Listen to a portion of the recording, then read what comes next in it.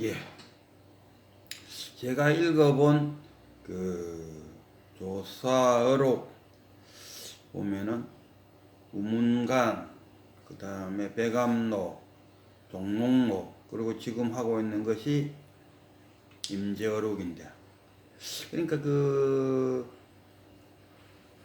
우문간, 백암록, 종록록은 이 깨친 후에, 견성한 이후에 보림 차원에서 보는 책이라면은 임제어록은 깨치기 위한 어록이다. 아직 쉽게 말해서 아직 못 깨쳤다면은 임제어록을 열심히 읽고 읽는 것으로 끝나는 것이 아니고 읽고 난 다음에 거기에 대해서 많은 이 숙고를 해야 되나? 그 말이 무슨 뜻인지 그걸 곰곰이 생각해 보는 것. 그래서 거기서 답을 찾아내야 된다. 그래서 깨달음을 얻었다면은 무문가이라든가 백암록, 종록록을 보시고, 아직 깨치지 못했다면은 임제어록을 보시고 깨치기 바란다. 뭐 이런 이야기가 되겠죠. 근데 그 깨친다, 견성한다, 성불한다, 뭐 여러 가지 용어가 있는데, 저는 그 견성과 깨달음, 이거는 좀 다른 차원이다. 지금까지 이렇게 성 공부를 해오면서 느꼈는데, 뭐 깨달음이니 뭐 견성이니를 다 하나로 봐요. 그래서 뭐 어떤 사람은 뭐 2번 깨치니 3번 깨치니 뭐 이런 표현도 막 써요. 돈수, 돈오, 단방에 깨친다. 이 견성이라.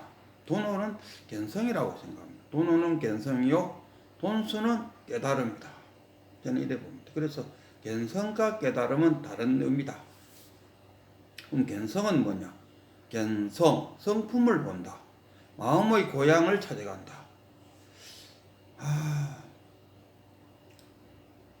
어릴 때 자기의 부모를 따라 도이지로 나왔다 아닙니까? 그래서 자기의 고향이 어딘지를 몰라요. 근데 커갖고 이제 자기의 고향이 어딘가 싶어서 그 자기의 본적을 보니까, 본적에는 뭐 예를 들면은 경상북도 군위군 호령면 마실이 이렇게 되어 있다 아닙니까? 그래서 자기가 본적대로 자기의 그 고향을 찾아가 본다 아닙니까? 그래서 그 자리에 가고 자기가 어릴 때 자랐던 자기 집도 발견하고, 그래서 또 희미한 기억 속에 저 같은 경우는 초등학교 3학년 때 고향을 나왔어요. 그리고는 거의 갈 일이 없었어요. 그리고 그 다음에 그때 초등학교 3학년이면은 8살, 9살, 10살쯤 되게 11살이나 10살쯤 나왔고, 다시 고향을 가본 거는 거의 30이 다 돼서 가봤어요. 그 사이는 뭐 그렇게 뭐 갈 일도 없었고 그랬다니까.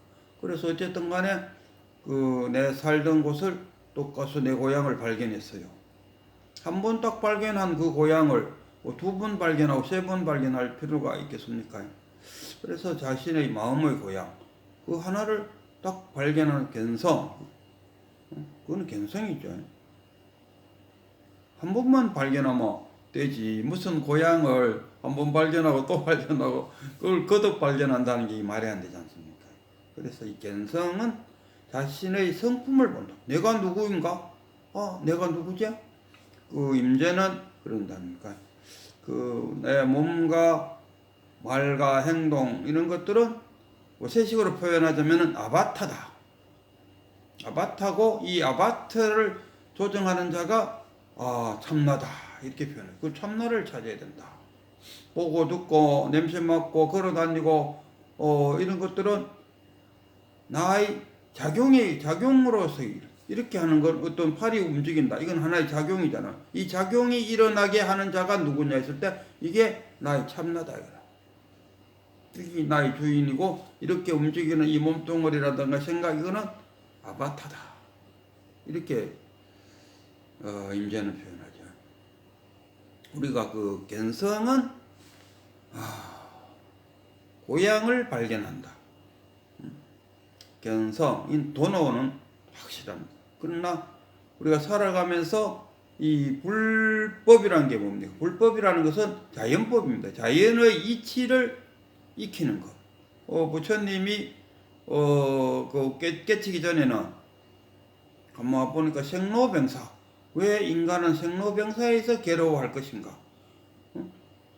보니까 노인이 괴롭게 뭐 병들어 있고 죽은 사람을 위해서 울어주고 뭐 이런 것을 보니까 왜 우리 인간들은 저런 생로병사에 괴로워할까? 이런 생각을 했다 아닙니까? 그리고 또 깨치고 보니까 괴로워할 게 하나도 없어요. 그냥 한강물이 흘러가듯이 유유히 잘 흘러가는데 한강물 빼내서 갖고 저 물이 왜 흘러갈까 하고 그 흘러가는 물을 바라보면서 괴로워하는 사람은 없다 아닙니까? 우리가 태어나서 자라고 그러고 병들고 늙고 죽는 거 너무나 자연스러운 현상이라.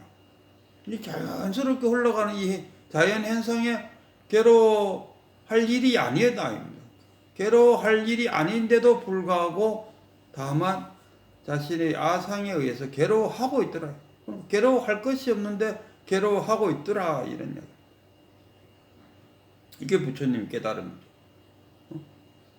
그래서 우리가 그 삶의 이치, 자연의 이치를 우리가 살아가면서 깨친다니까. 그러면 그 깨친 것들을 못 와야지. 그 깨칠 때마다 하나 깨치고 잊어버리고 하나 깨치고 잊어버리면 발전이 없다.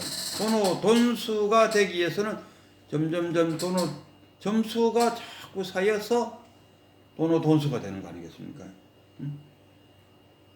돈수가 된다. 이는 그 견성과 깨달음을 혼동해갖고 생각할 때 일어나는 현상이지. 견성과 깨달음은 다르다. 견성은 무엇이냐? 자신의 성품을 보는 것이 내가 누군가, 내가 부처이고 중생이다. 부처의 겸 중생이다. 내 일심 속에는 부처도 있고 중생도 있다는 것을 아는 것. 그래서 내가 아상이 앞장서면은 중생심이 일어나고, 참나가 앞장서면은 불심이 일어나고. 지금 내 행동이 중생이냐 불심이냐 그 기준점을 아는 것은 이 이치, 자연법의 이치, 불법을 알면서 그 불법이 그 판단의 기준이 되죠. 이렇게 하면 중생심이고 이렇게 하면 불심이다. 그것을 나눌 수 있는 그 힘이 바로 불지견. 불지견은 어디서 나오느냐? 자연의 이치를 아는 것. 그렇구나. 이게 자연의 이치잖아요. 그러나 견성, 나의 성품을 보는 거는 딱 한순간에 탁 보면은 여기 내 고향이네. 무슨 놈의 그 자신의 고향을 몇 번이나 찾아간단 말입니까? 근데 깨달음은 어쩝니까? 여기서 깨달고 부엌에서도 깨달고 집 안방에서 깨달고 하늘을 쳐다보다가 깨달음이 오고. 이는 깨달음이다. 불법이란 거면 자연의 이치. 자연의 이치가 불법이잖아요. 자연의 이치를 하나하나 깨쳐 나가는 것. 그리고 자연의 이치를 많이 깨치면은 뭐 도사가 되어갖고 미래도 예측하고 뭐 그러지 않겠습니까?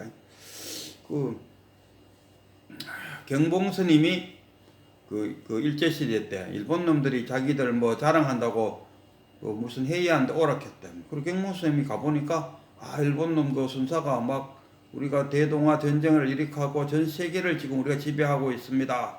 앞으로는 더 많은 세계를 정복할 것입니다. 이런 연설을 듣고 생각해 보니까 이놈들이 전쟁을 더욱 크게 일으키다 보면은 쇳덩어리라든가 청동 이런 것들이 구리가 필요할 것 같구나. 그래서 경봉스님은 자기 저를 관리하는 사람들 보고 가볍게 이렇게 움직일 수 있는 거, 꽹가리라든가 뭐 범종기도 큰 건 어쩔 수 없까 하더라도 숟가락이라든가 이런 것들을 세부치를 다 땅에다 묻어라. 아니나 다를까 묻고 나니까 일본 요놈들이 각 절로 돌아다니면서 세부치를 거두러 왔다 이러면 그 통도사에 있을 때 통도사에서도 경봉스님이 그런 걸 다 땅속에 묻어놓고 나 있겠네 이놈들이 와갖고 내놔라 이랬다. 그럼 우리가 일반적으로 말할 때 아이고 경봉스님이 도사구나 이렇게 하는데 도사가 아니고 자연의 이치를 깨치다 보니까 조만간에 이런 일이 벌어질 것이라는 것을 예측했다 이런. 그 예측하는 힘이 어디서 오냐? 아마 깨달음에서 온다. 그래서 그 견성은 무의진인이 얼굴로 들고 있다 이렇게 할 정도로 이 무의진이 견성 참나 이것이 어디에 있느냐 이겁니다. 오늘의 그 주요 임재선사의 주요 법문은 어디에 있느냐 이거라. 바깥에가 있지 않다.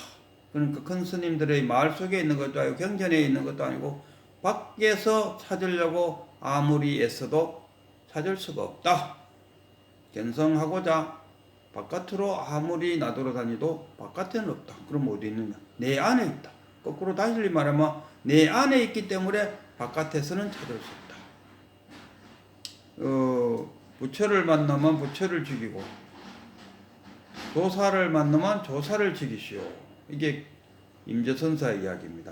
그리고 항상 우리 불법은 유물론이 아니고 유심론입니다. 유심론 그러면 일체 유심조 마음이잖아요. 마음 안에서 육도윤회를 하는 거지 마음 밖에서 육도윤회를 하는 게 아닙니다.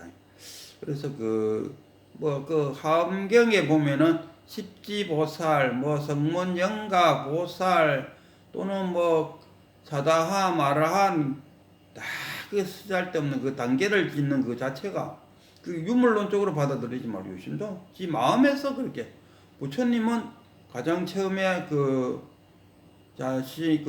오비구랑 50명의 젊은 청년들을 깨닫게 해주고는 한마디로 우리 모두 부처님 자신도 아라한이라 그랬어요. 우리 아라한 모두가 이제 포교 활동을 떠나자 이렇게 표현했어요.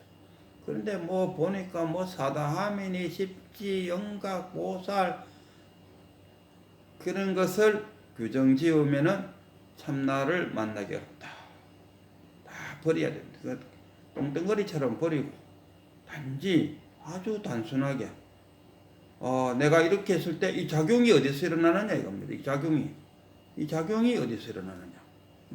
이거는 작용이 일어나지 않습니까? 이게 아바타입니다. 아바타. 그러면 이 아바타의 주인은 누구냐? 그게 참나입니다. 그 참나를 찾아야 되는데 그것이 어떻게 바깥에서 찾겠느냐? 내 안에 있다. 아닙니까? 그래서 이 참나를 찾기 위해서 모든 에너지를 자기한테 두고 그리고 걸어가거나 눕거나 밥 먹거나 보거나 듣거나 하는 것은 하나의 작용이자 일어나는 작용이잖아요. 그 작용을 일으키는 자가 누구냐? 그 자가 바로 참나다 이런 이야기입니다. 오늘도 그거 잘 명심하시고 늘 볼 수 있어요. 이렇게 작용을 일으키고 있는 이 작용을 일으키 이 자가 누구냐 이겁니다. 이게 참나라. 참나가 작용을 일으키고 있다. 그런데 여기가 건지러운데 군지러운 끌고 오면 되는데 안 끌고 이렇게 참고 있는 이거는 뭡니까? 내가 이렇게 끌고 이러면 앞에서 강의하는 선생이 나를 좀 어떻게 볼까 하는 그런 아상의 발동에서 하고 싶은 걸 못 하고 있다. 그럼 그건 아상의 작용이라. 그것까지 참나의 작용이라고 볼 수 없죠. 참나의 작용. 아상과 참나, 중생심과 불심, 다 일심이죠. 하나의 마음속에 다 들어앉았다. 그래서 즉심, 딱 보는 그 순간에 탁 느껴지는 즉심이 참나이다. 거기에 분별심이 섞여버리면 아상이다. 그래서 분별하기 이전의 마음, 그 참나를 찾으라. 그 왜 찾아야 되느냐? 우리 큰 스님의 표현대로 하면은 깨닫는다는 것은 여기서 말하는 견성을 되겠죠. 견성은 왜 필요하냐? 항해를 해나가는 데 있어서 나침반 역할을 하고 있다. 나침반도 없이 항해를 할 것이냐? 또는 견성은 배움의 시작이다. 견성이 일어나야지 그 다음부터 배움. 저 또한 마찬가지로 견성은 지혜를 담을 수 있는 커다란 그릇을 하나 얻는 것이다. 이렇게 표현합니다. 다시 한 번 더 이야기하자면은 이 견성과 깨달음은 같은 것이 아니다. 견성은 나의 그 견성, 성품을 본다. 나의 고향을 찾는다. 나 깨달음은 뭐냐? 삼의 이치, 자연법을 배우는 것을 우리가 깨달음이라고 말할 수 있다. 견성은 한 번만 하면 되지만 깨달음은 돈수가 되기 위해서 더 많고 더 많은 깨달음이 일어나서 돈수가 된다 이런 말씀. 그래서 한 번을 깨달고 뭐 두 번 깨닫고 세 번 깨닫고 뭐 크게 뭐 깨달고 대오 견성했다 뭐 그게는 용어상에 잘못되었다. 제가 경험상으로 견성은 나의 성품을 보는 것이다. 그리고 우리 큰 스님으로부터 견성을 딱 한 이후부터는 더 이상 나의 마음의 고향을 찾으려고 할 생각도 안 해요. 그런 필요성을 못 느껴요. 내 고향을 찾아버렸는데 그거가 내 고향이라는 걸 아는데 또 그 고향 찾으러 다닐 거 뭐 있습니까?